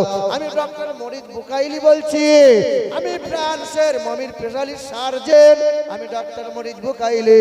বাইবেল পড়েছি আমি, চান্দাবাস্তা পড়েছি আমি, ত্রিপিটক পড়েছি আমি, রামায়ণ পড়েছি আমি, ভুল পেয়েছি, ভুল পেয়েছি, তবে কোরআনের ভুল বার করতে গেলাম। 5 বছর রিসার্চ করলাম, আল্লাহর শপথ করে বলি কোরআনে বিন্দু মাত্র কোনো ভুল পেলাম না। সঙ্গে সঙ্গে মানুষটা কোরআন বুকে আঁকড়ে ধরে নিল, কালেমা লা ইলাহা ইল্লাল্লাহ মুহাম্মাদুর রাসূলুল্লাহ, কালেমা পড়ে মুসলমান হয়ে গেল। নিজের নামটা পাল্টে দিল, নাম রেখে দিল সুলাইমান। যারা বলে সুবহানাল্লাহ, নাম রেখে দিল সুলাইমান। কোরআনের পড়ছে, রিসার্চ করে কোরআনের ভুল বার করতে গেলে এই মরিস বুকাইলি ফ্রান্সের স্পেশালিস্ট সার্জেন্ট কালেমা পড়ে ঈমান নিয়ে এলো, মাথায় রাখলো টুপি, গালে সুন্নতি দাড়ির সুন্নতি পোশাক পরে নিয়ে একজন আল্লাহ পাকের খাস মুমিন বান্দা হয়ে গেল। আমরা তো পারলাম না। বাবাজিরা, ভাইরা আমার, এ মুসলমানের ছেলেরা, নওজোয়ান যুবকেরা, ওই মহাত্মা গান্ধী বলেছিল, মৃত্যুর 17 দিন আগে একটা চিঠি লিখে দিয়ে গিয়েছিল। ওই মহাত্মা গান্ধী বলেছিল, আমার মুসলমানদের সাথে ওঠা বসা বেশি, মুসলমানদের সাথে ওঠা বসা বেশি ছিল। মহাত্মা গান্ধী 17 দিন আগে বলে দিয়েছিল, পশ্চিম আকাশে একটা উদিত হয়েছে, একজন ব্যক্তির আবির্ভাব হয়েছে। পৃথিবীর কোন মানুষ যদি ওই ব্যক্তির আদর্শ ফলো করে চলে, আমি মহাত্মা গান্ধী বলে দিয়ে যাই, বিশ্ব নবী মোহাম্মদ রসুল্লাহর নামটা বলে দিয়ে যায়। মহাত্মা গান্ধী মৃত্যুর 17 দিন আগে বলেছিল, আমি বিশ্ব নবী মোহাম্মদ রসুল্লাহর জীবনীটা পড়ে দেখলাম। আমি গৌতম বুদ্ধর জীবনী পড়েছি, আমি গুরু নানকের জীবনী পড়েছি, বালক ব্রহ্মচারী জীবনীটা পড়েছি, শ্রী চৈতন্য জীবনীটা পড়েছে, রামকৃষ্ণ বলো তাম ধর্মগুরুদের জীবনী পড়ে দেখলাম। তবে বিশ্ব নবী মোহাম্মদ রাসূলুল্লাহর জীবনী পড়ে দেখলাম। মুসলমানের ছেলেরা, হে মুসলিম ভাইরা, ওই মহাত্মা গান্ধী বলেছিল, আমি জীবনী 2 খণ্ড পড়ে দেখলাম, বিশ্ব নবীর মতো মহাদর্শবান, মহাচরিত্রবান মহাপুরুষ পৃথিবীর জমিনে আর 2টা হতে পারে না। সঙ্গে সঙ্গে আল্লাহর কোরআন একথা জানিয়ে দিয়েছিল। এই কথা কোরআন আজও জানিয়ে রেখে দিয়েছে। কোরআনের পারা নম্বর 19, সূরার নাম সূরা কালাম, পৃষ্ঠা নম্বর 3, আয়াত নম্বর 3, লাইন নম্বর 14।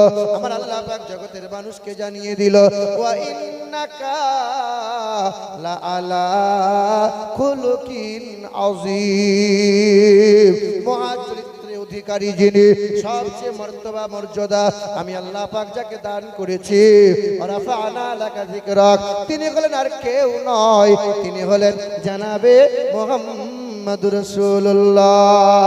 এখন ইংল্যান্ডের ব্রিটিশ মিউজিয়ামে লেখা আছে, লিখে রেখেছে তারা, খ্রিস্টান নাসারা যারা, সাদা পাথরে কালো কালি দিয়ে লেখা আছে, as a leader, as a teacher, as a father, as a love maker, Muhammad is the Superman in the world. বিশ্বের জমিনে 1 নম্বর নেতা যিনি, বিশ্বের জমিনে 1 নম্বরের পিতা যিনি, বিশ্বের জমিনে 1 নম্বরের শিক্ষক যিনি, মানব জাতির কল্যাণকর্তা, জগৎগুরু যীশু খ্রিস্ট নয়, আব্রাহাম লিঙ্কন নয়, লেনিন নয়, মহাবীর নয়, গুরু নানক নয়, গৌতম বুদ্ধ নয়, চৈতন্য নয়, স্বামী বিবেকানন্দ নয়। এখনো ব্রিটিশ মিউজিয়ামে লিখে রেখেছে, আজও কালো কালি দিয়ে লেখা আছে সাদা পাথরের উপরে, তিনি হলেন জানাবে মুহাম্মদুর রাসূলুল্লাহ। এ বাবাজিরা, ভাইরা আমার,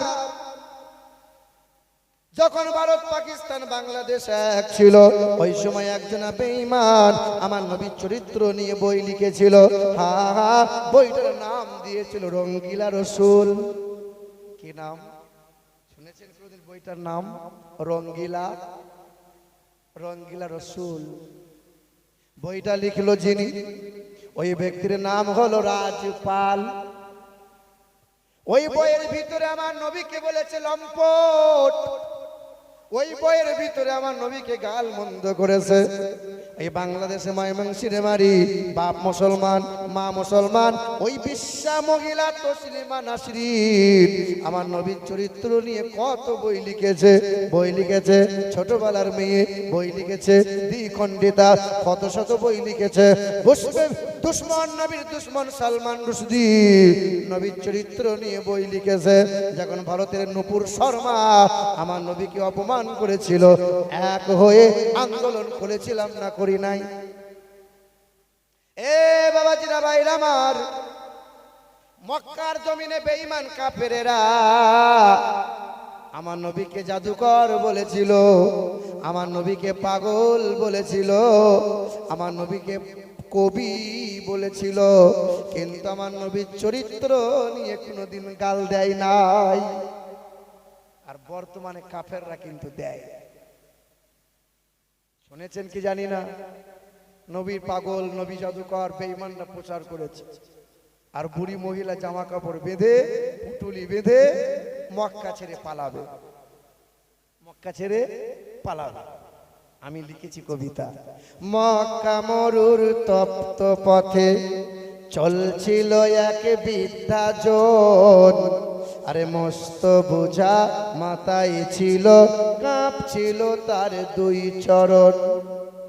দাঁতে ভেঙেছে বয়স ভারী, দাঁতে ভেঙেছে বয়স ভারী, আর পেকেছে মাথার কেশ। ক্লান্ত ছিল বুড়ির শরীর, ধুলাই ধূসর মলিন বেশ।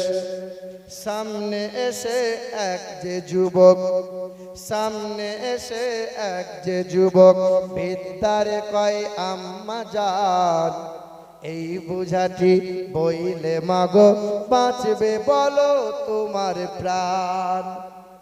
যুবক অচেনা, নুরানি চেহারা, ফুটফুটে চেহারা, অচেনা যুবকটা এসে বলছে, ও মা, তুমি যে এত বড় পুঁটুলি বেঁধেছো মা, তুমি বইতে পারবে? ও মা, আমাকে দাও না, আমি একটু বইয়ে দিই। দাও তুলে দাও আমার মাথায়, শোনেন, দাও তুলে দাও আমার মাথায়, তুমি শুধু পথে দেখাও, যেথায় যাবে শান্তি পাবে আম্মা তুমি পা বাড়াও। লইব না মা পয়সা করি, লইব না মা পয়সা করি, চাইব দোয়া আশীর্বাদ, তোমার সেবা করেলে মাগো এই এতিমের মিটবে সাধ। বুড়ির বোঝা মাথায় নিয়ে, বুড়ির বোঝা মাথায় নিয়ে চলল যুবক পথে ধরে, মানব সেবার খুশির হাওয়া বইছে যে তার অন্তরে। বুড়িমা যায়, বুড়িমা যায়, টুকটুক করে যুবকটা পুঁটুলি মাথায় নিয়ে যায়। কিছু দূর যাওয়ার পরে তখন যুবকটা জিজ্ঞাসা করে, মা কোথায় যাচ্ছ গো মা, তোমার চোখে পানি, তুমি যাচ্ছ কোথায় মা, একটু বলো না। বৃদ্ধাটিকে শুধাই যুবক, বৃদ্ধাটিকে শুধাই যুবক, যাচ্ছ কোথায় আম্মা জান, মন কেন মা ভরা ক্লান্ত, তুই নয়নে অশ্রুবাণ। তখন বুড়ি মহিলা বলে, বৃদ্ধা বলে কালকে নাকি, বৃদ্ধা বলে কালকে নাকি আসবে গায়ে মোহাম্মদ, লইবে কেড়ে ধর্ম মদের লোকটি নাকি ভীষণ বদ। কালকে কি আসবে? মোহাম্মদ, তার ভয়ে পালাচ্ছি। হ্যাঁ, কালকে মোহাম্মদ আসবে তাই ভয়ে পালাচ্ছি। যুবকটা মুচকি মুচকি হাসে, তো কিছু বলে না। কিছু দূর যেতে যেতে তখন বুড়িটা বলে, একটু পরেই বৃদ্ধা বলে, একটু পরেই বৃদ্ধা বলে, ওইখানে মোর চলার শেষ, নামিয়ে দে বাপ বুঝা আমার, করলে দারুণ কষ্ট ক্লেশ। এবার বুঝা আমাকে নামিয়ে দাও। যুবকটা নামিয়ে দিয়েছে, যুবক নামিয়ে দিয়ে তখন বাড়ির দিকে রওনা দিয়েছে। তো বুড়িটা ফেলফেলিয়ে চেয়ে দেখে এত ভালো ছেলে। তখন বুড়ি মহিলা বলে, ফুলের মতো মুখটি তোমার, ফুলের মতো মুখটি তোমার, মায়াই ভরা তোমার প্রাণ, কি নাম তোমার, কোথায় বাড়ি, যাও না বলে আব্বা জান। যুবক, তোমার নাম, তোমার পরিচয় একটু দাও না বাবু, তোমার এত সুন্দর চেহারা, তুমি এত আদর্শবান ছেলে, মক্কায় বাড়ি। তখন যুবকটার সামনে এসে এরকম দুটো হাত জড়ো করেছে। যুবক বলে করুন দোয়া, যুবক বলে করুন দোয়া, না হয় যেন আমি বদ, যার ভয়েতে ভাগছো মাগো, যার ভয়েতে ভাগছো মাগো, আমি তো সেই মোহাম্মদ, আমি সেই মোহাম্মদ। হ্যাঁ, তখন বুড়ি মহিলা কি করলো? বুড়ি মহিলা নবীজির হাতে হাত রেখে কালেমা পড়ে ঈমান নিয়ে এলো। নবীর আদর্শ দিকে মুগ্ধ হয়েছিল। মুসলমানের ছেলেরা, নওজোয়ান যুবকেরা, আমার বাবারা, ভাইরা আমার, ভারত পাকিস্তান বাংলাদেশ তখন এক ছিল। রাজপাল বলে একজন বেঈমান আমার নবীর চরিত্র নিয়ে বই লিখে দিল। রঙ্গিলা রসুল, রঙ্গিলা রসুল বাজারে প্রচার হয়ে গেল, বিক্রি হতে লাগলো। ওই সময় একজন নবীজির আশিক 19 বছরের ছেলে বাজার করতে গিয়েছিল। ছেলেটা রঙ্গিলা রসুল বইটা কিনে নিয়ে এলো। ছেলেটা গরিব ঘরের ছেলে, কাঠ মিস্ত্রি ছিল, 5 ওয়াক্ত নামাজ পড়তো, সকাল সন্ধ্যা নবীজির মহব্বতে দরুদের আমল করত। কি করত? দরুদ শরীফ। আপনাদের বলে দিয়ে যায়, সকাল সন্ধ্যা নিয়মিত যদি কোনো মানুষ দরুদ শরীফের আমল করতে পারে, ওই মানুষটা রাস্তাঘাটে অ্যাক্সিডেন্টে মরবে না। যে ব্যক্তি সকাল সন্ধ্যা দরুদ শরীফের নিয়মিত আমল করবে, সে ব্যক্তি দরিয়ায় জলে ডুবে কোনোদিন মরণ হবে না। যে ব্যক্তি দরুদ শরীফের সকাল সন্ধ্যায় নিয়মিত আমল করবে, তার সংসারে কখনো অভাব আসবে না। যে ব্যক্তি দরুদ শরীফের আমল করবে, তাকে আল্লাহ পাক রুজিতে মালামাল করে দেবে। যে ব্যক্তি সকাল সন্ধ্যা দরুদ শরীফের আমল করবে, ওই ব্যক্তি আগুনে পুড়ে কোনোদিন মরণ হবে না। যে ব্যক্তি দরুদ শরীফের আমল করবে, তাকে বিছানায় পড়ে থাকতে হবে না। যে ব্যক্তি দরুদ শরীফের আমল করবে, ওই ব্যক্তির উপর জিন কবিশের আশ্রয় হবে না। যে ব্যক্তি দরুদ শরীফের আমল করবে, ওই ব্যক্তির উপরে শয়তান মানুষে দুশমনি করে ক্ষতি করতে পারবে না। আল্লাহর নবী বলেন, একবার দরুদ পড়ো, আল্লাহ 10টা নেকি দেবে। একবার দরুদ পড়ো, 10টা গুনাহ মাফ করে দেবে। একবার দরুদ পড়ার কারণে আল্লাহ 10 গুণ মর্যাদা আরো বাড়িয়ে দেবে। কিসের আমল হবে? দরুদ শরীফের নিয়মিত আমল করেন, সাংঘাতিক।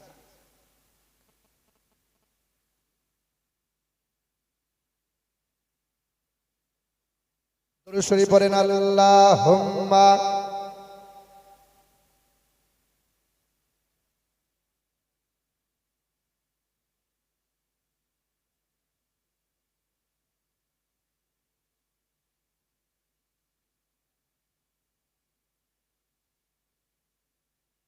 সাল্লাল্লাহু তাআলা আলাইহি ওয়াসাল্লাম।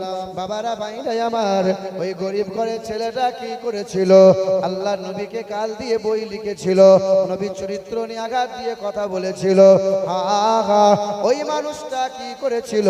19 বছরের ছেলেটা রাজপালকে হত্যা করে দিয়েছিল। ইলমুদ্দিন, 19 বছরের নওজোয়ান ইলমুদ্দিন ছেলেটা জেলে বন্দী হয়ে গেল। জজ আদালতে জিজ্ঞাসা করেছিল, কেমনে তুমি হত্যা করলে বলো? বলে, আমি স্বেচ্ছায় নবীর দুশমনকে পৃথিবীর জমিন থেকে সরিয়েছি। আমরা তাদের দেব দেবী নিয়ে গালমন্দ করি না, আমার নবীকে গালমন্দ কেন করে?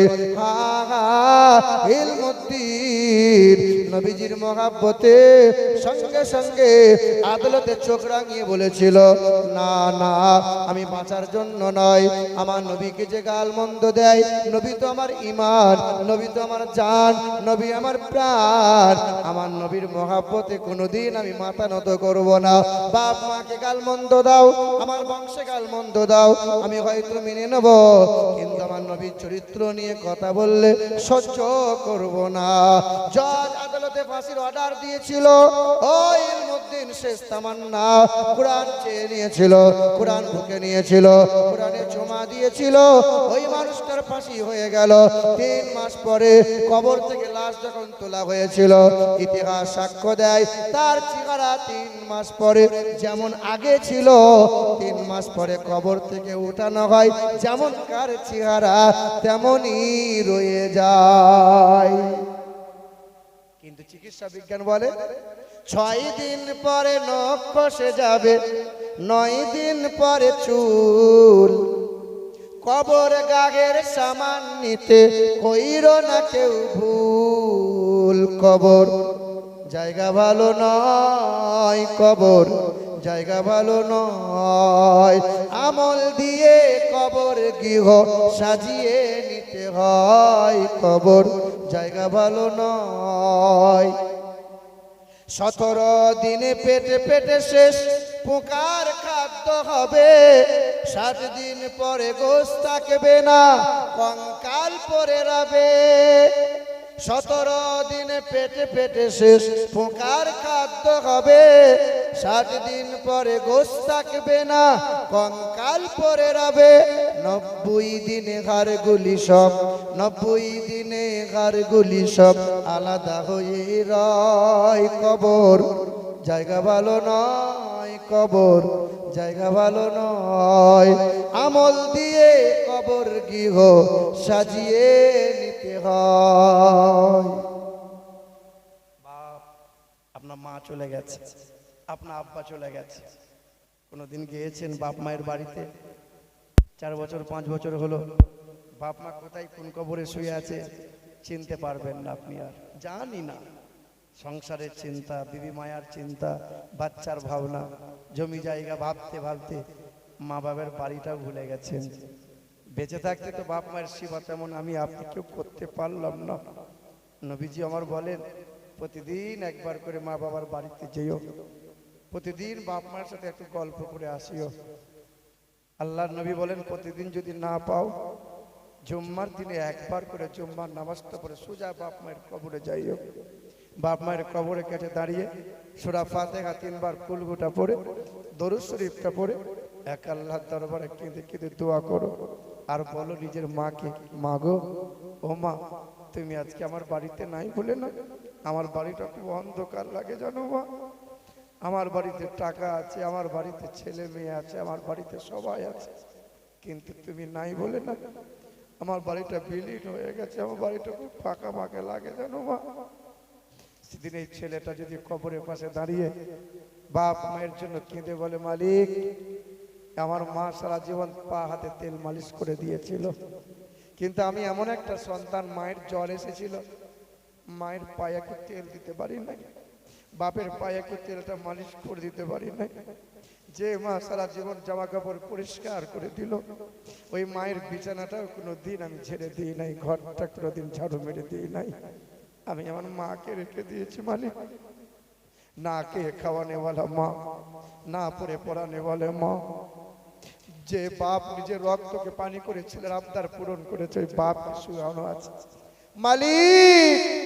সন্তান যখন মা বাবার জন্য একটু চোখের পানি ফেলে, আল্লাহ পাক বাপ মায়ের কবরটা জান্নাতের বাগান, জান্নাতি মেওয়া, জান্নাতি খাওয়া, জান্নাতি পোশাক, জান্নাতি হাওয়া দিয়ে প্রবাহিত করে দেন, জান্নাতের টুকরা বানিয়ে দেন। এখানে যাদের বাপ আর মা, এখানে যাদের বাপ আর মা পৃথিবীতে চলে গেছে, বাপ মা নাই, কার কার নাই একটু হাত তুলে দেখাতে পারবেন? কার কার নাই? আল্লাহর কাছে দোয়া করবো একটু, একজন হাত নামাইয়েন না।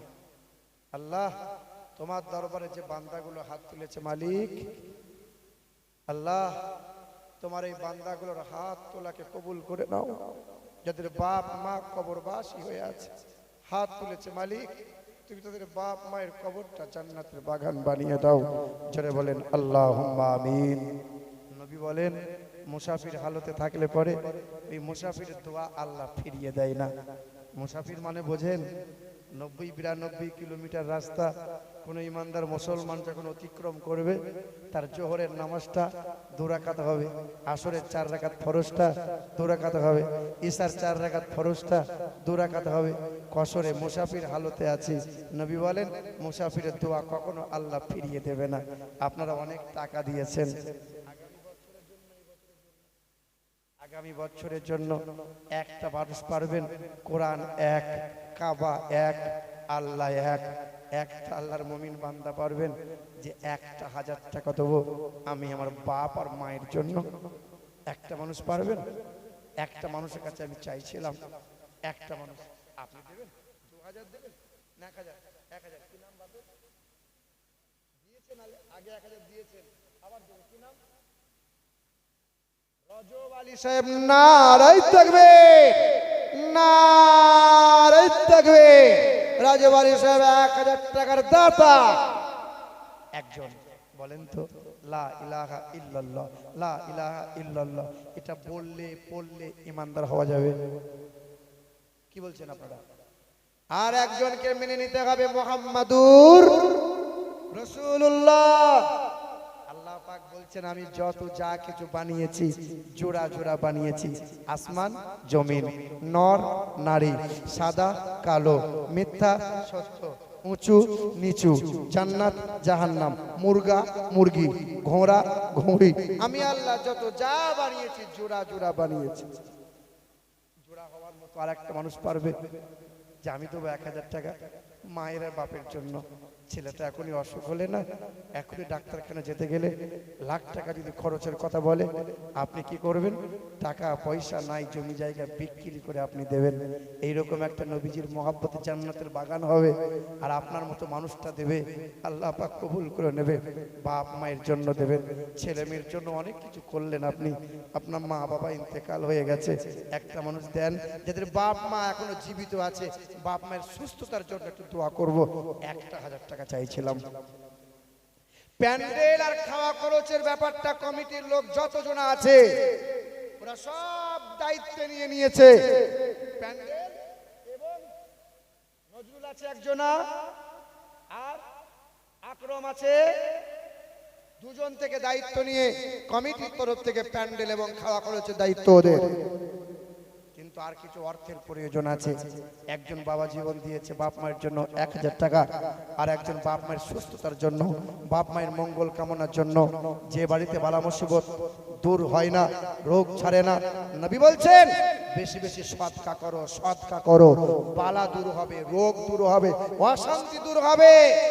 আর একজন মায়ের লাল চূড়া হওয়ার মতো আর একজন হবে ইনশাআল্লাহ। আপনি দেবেন?